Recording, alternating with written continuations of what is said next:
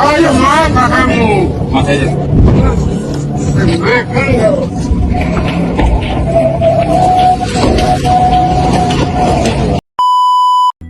Halo guys, balik lagi dalam channel gua. Guys, hari ini gua akan menceritakan kasus yang baru saja terjadi di Solok Selatan. Seorang oknum dari perwira kepolisian menembak sesama rekan polisinya, dan korban ini pun merupakan seorang perwira.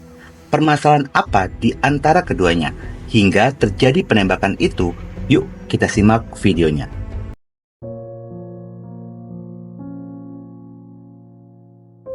Pada awal kisah ini, gua ingin mengajak kalian berkenalan dengan sosok dari korban yang bernama AKP Ulil Rianto Ansari, kelahiran Makassar 12 Agustus 1990. Sehingga pada saat ini usianya telah menginjak 34 tahun.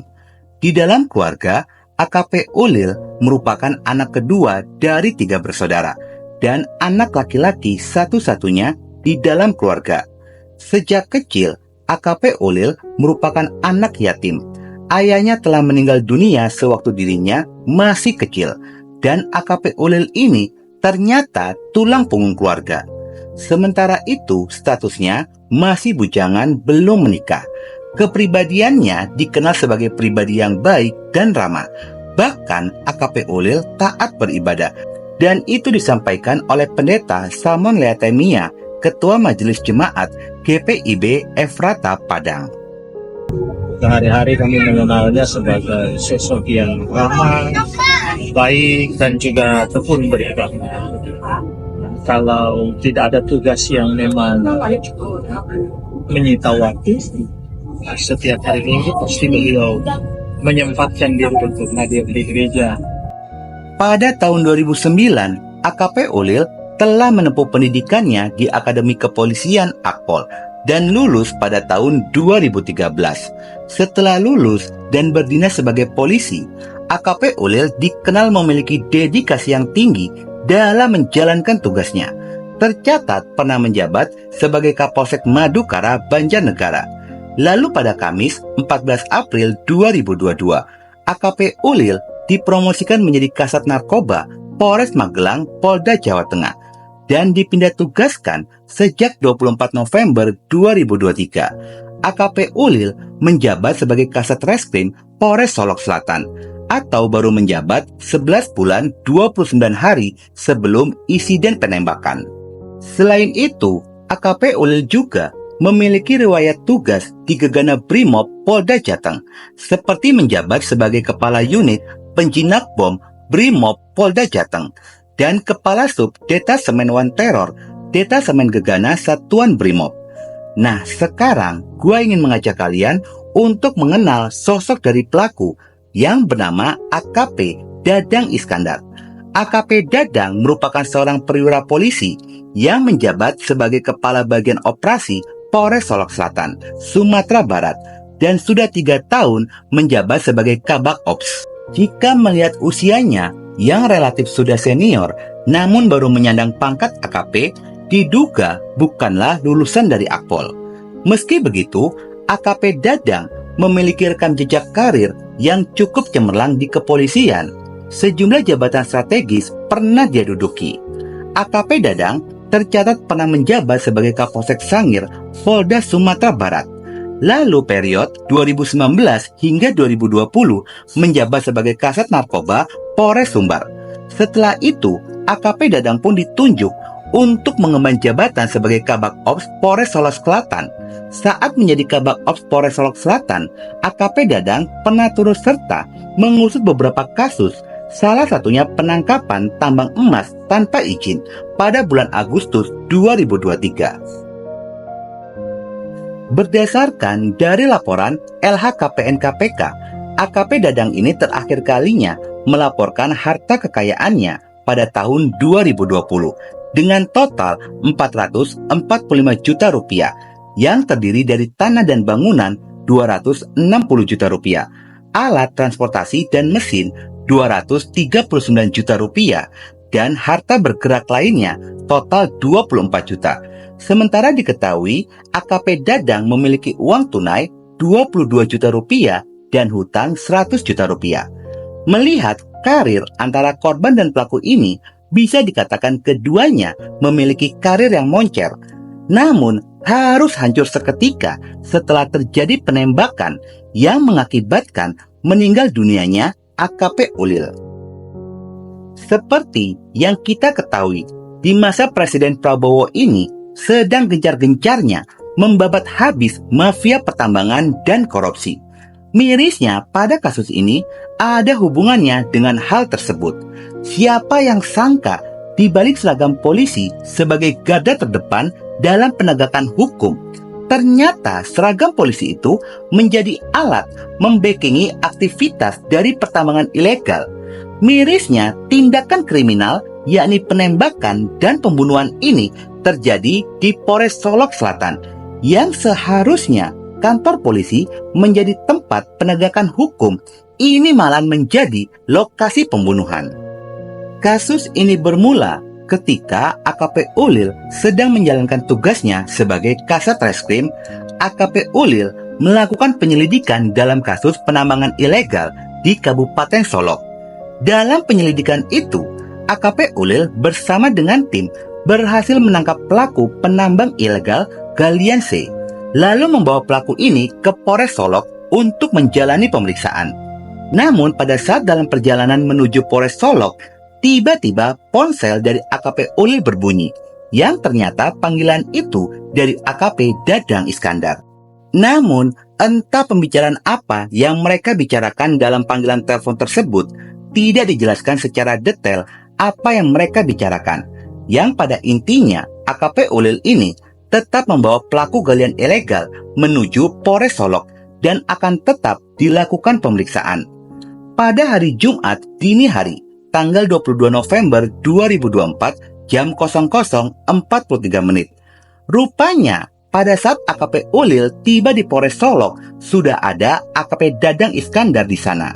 Lalu AKP Ulil bersama dengan tim yang tiba di Polres Solok Selatan segera membawa pelaku ini ke dalam ruang penyelidikan guna memeriksa pelaku. Sesaat kemudian, AKP Ulil keluar dari ruangan penyidik untuk mengambil ponselnya yang tertinggal di mobil.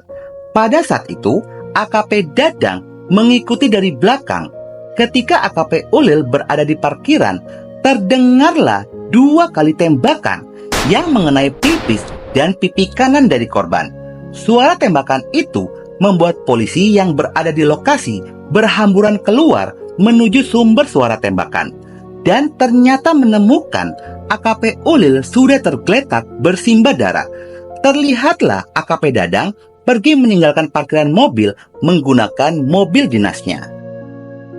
AKP Ulil sempat dilarikan ke puskesmas, lalu dirujuk ke Rumah Sakit Bayangkara dan dinyatakan telah meninggal dunia. Dugaan pada motif penembakan ini dikarenakan AKP Dadang tidak suka dengan sikap AKP Ulil dalam penegakan hukum melakukan penangkapan pelaku galian tambang ilegal. Dan ternyata AKP Ulil ini sudah beberapa kali menangkap pelaku penambangan ilegal. Namun tindakan tersebut menimbulkan pro dan kontra, terutama di kalangan anggota kepolisian. Bahwa pada minggu-minggu ini dan juga hari-hari sebelum peristiwa ini terjadi, salah satu Polres sedang melakukan penegakan hukum terhadap pekerjaan-pekerjaan tambang yang diduga ilegal. Jenisnya adalah penambangan sirtu atau galian C. Barangkali salah satu kita anggap sebagai tersangka, oknum dari anggota kami, juga pada posisi kontra terhadap penegakan hukum. Ini sesuatu yang tidak kami duga. Sementara di lokasi penembakan, polisi menemukan 2 selongsong peluru. Dan pada sisi lainnya, sekitar jam 3 dini hari, AKP Dadang menyerahkan diri pada pihak Polda Sumbar dan sedang menjalani pemeriksaan secara intensif. Selain itu, polisi pun mengamankan sebuah pistol kaliber 9 mm, yakni pistol dinas dari AKP Dadang. Dari sini bukan hanya masalah penembakan saja yang menjadi fokus penyelidikan, namun jumlah peluru yang ditemukan dalam magasin. Jumlah peluru dalam magasin itu seharusnya berjumlah 15 butir. Jika dikurangi 2 peluru setelah digunakan untuk menembak AKP Ulil, seharusnya tersisa 13 butir. Namun ini hanya tersisa 6 butir saja. Dan propam polisi sedang melakukan pemeriksaan kemana 7 butir lainnya. Sementara itu, dari hasil visum terlihat korban AKP Ulil ini tertembak jarak dekat pada bagian pelipis dan pipi kanannya hingga menembus tengkuk. Uniknya pada saat AKP Dadang tiba di Polda Sumbar, masih berani memarahi anggota polisi yang mendekatinya sambil berteriak, "Saya makan kau."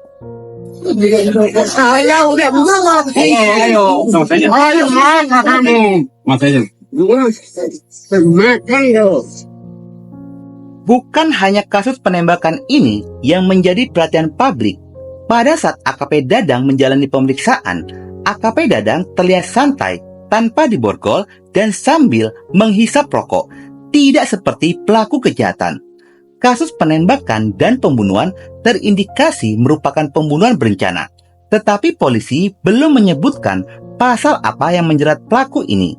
Namun sudah dipastikan pelaku AKP Dadang akan dipecat secara tidak hormat.